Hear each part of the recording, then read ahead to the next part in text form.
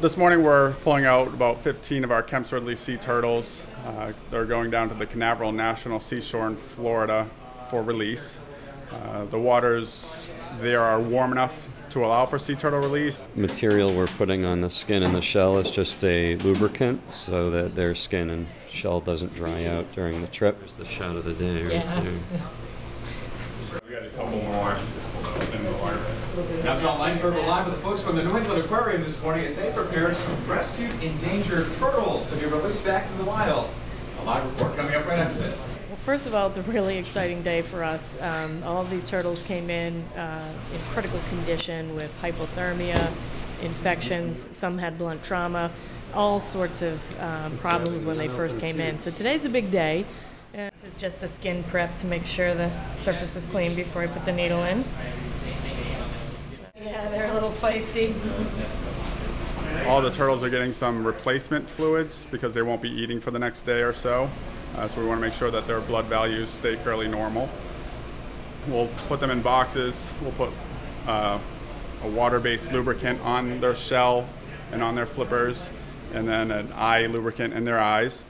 And then we'll drive them down for release.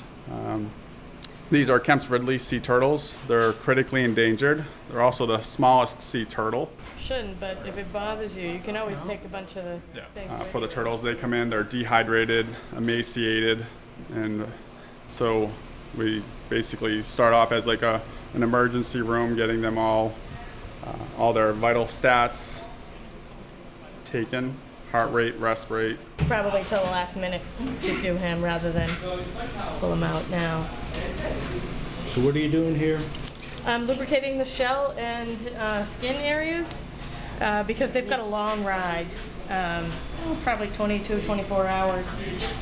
It just helps keep them moist. Now these were all turtles that originated here in New England. They cold stunned on Cape Cod, came to the New England Aquarium for critical care. And then we reached out to all of these groups to help us with the long-term therapy of these turtles. Which one, weight was he? 4.8? 4.8. Beautiful restoration on the ridge one. Yeah, just easy. Wow, it's gorgeous.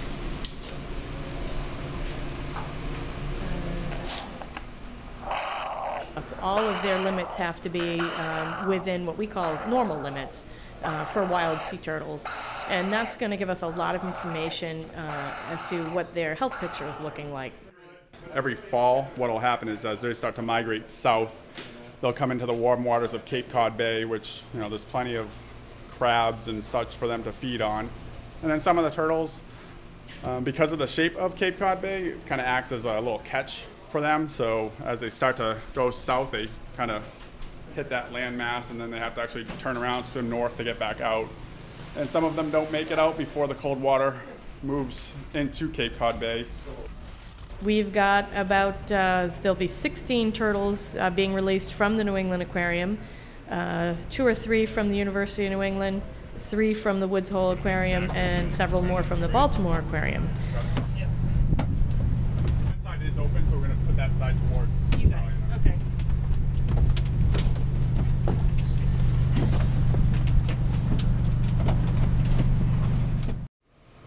You know, because there's so little of these animals left, they are critically endangered. So someday it'll be great if in my lifetime they can come off the endangered species list, but I'm not overly optimistic about that. But every one that we save is another one out there. So.